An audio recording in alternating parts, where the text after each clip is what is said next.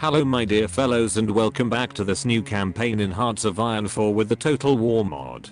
Well, to be honest, this is not anything new, as you may all remember my previous and shameful campaign with China. However, as I wrote down in the comments to one of my previous video, it was not my intention to give up on this, and eventually I would have played a second campaign to get my revenge against the artificial intelligence. Together with my inexperience with any Chinese nor Asian nation in Hearts of Iron 4, the latter proved to be a real pain in the ass in my previous campaign. Furthermore, as I was recording this first episode, I realized that I'm streaming from my beloved town in Italy, which has one apparent advantage, and one huge problem. Given the super high internet connection due to the optic fiber, I downloaded Hearts of Iron 4 from Steam with a blink of an eye, and I guess the same will happen when uploading this video on my channel. The downside of recording from home is that the PC I have here is of a far lower quality compared to the one I have in Germany. While trying new approaches before recording this new campaign, I could feel the lag growing in my veins as the in-game years progressed beyond 1940. Therefore, I apologize in advance if any of the videos uploaded within this period will be of a lower quality. Alright, enough complaining now. Let's talk a bit about my strategies adopted too, hopefully, and I say hopefully because I do not want to spoiler anything already in the introductory video. Bring the Asian giant to the final victory, whereas with final victory I mean to defeat the Japanese and finish off the civil war once and for all. For those of you who miss my shameful and humiliating previous campaign, very briefly let me tell you that China is a real pain of a nation to play with. You start with a plethora of negative modifiers and other maluses, which reflects the corruption and confusion plaguing the society and the military of that time. This is reflected by the extremely slow research progress, construction speed and factory output, three key aspects that you need to take care of in the Total War mod if you want to survive against the Japanese onslaught. As it seems that focusing heavily on lifting those nasty maluses slowing down your research can be counterproductive. In this second approach I decided to maximize the industrial output by prioritizing the focuses, giving me some juicy free civilian and military factories as well, and by rushing down the financial policy focus. My goal was to get as many buildings as possible, as well getting the political advisor reducing the consumer goods factories by 3%. Besides investing 21 days to complete the democracy focus to get that inviting 120 political power and 70 days to finish the academica sinica focus to alleviate those annoying research maluses, I decided to start at the end of August 1936 the 3 years plan focus, which provided me with a small boost in factory output and construction speed. The decision to progress with the Military Affairs Commission and Army Reform foci was because those two provided me with the much needed army experience to edit the divisional templates, but more on those later on.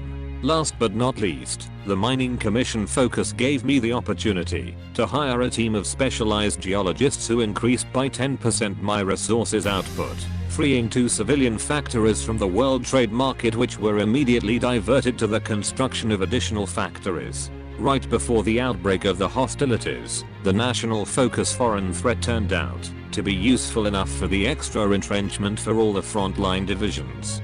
Research-wise, this time I focused entirely on improving the defensive stats of my infantry divisions, as well as making some progress in the field of electronical engineering.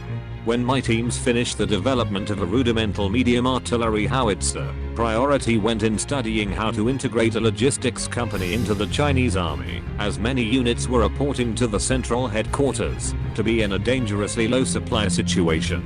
A situation that was not facilitated by the poor state of the Chinese road and rail networks. The 75% research bonus applied on civilian works and concentrated industry arrived on the nick of time, almost nullifying the enormous penalties on the industrial research and providing a small boost to global factory output and national stability. And as now I do not want to stress you with all the pros and cons of each available research option that I decided to take before the outbreak of the hostilities. Very briefly, here are my choices. Sniper teams for an extra bonus to my infantry defense. Field hospitals to rescue as many battle-hardened soldiers as possible. Construction 2 just to use the nice 75% research bonus. New rifles and hand grenades to upgrade those bunch of rusty World War I relics, followed by technical improvements to the light artillery guns and medium caliber howitzers. As you may have noticed, I have purposely skipped the entire land doctrine path, as I calculated it was simply not worth investing time and research slots into that, and my strategy was to rely solely on my divisions to repel the Japanese offensive. Dealing with divisions, time has now come to talk about the army organization. As many of you pointed out, in my previous attempt with China I failed to adequately protect my coastline from the enemy invasion forces, and by a faltering micromanagement of my troops I simply opened the way to the unstoppable Japanese. Not this time anymore. As you have seen, the first things that I felt right to do has been to train a total amount of 45 garrison divisions, as they were relatively small divisions requiring not too much equipment. With the experience gained through training, and with the aim of bolstering my main frontline units, Chiang Kai-shek's personal advisor Tian-92 begun reforming the Chinese army as early as February 1936.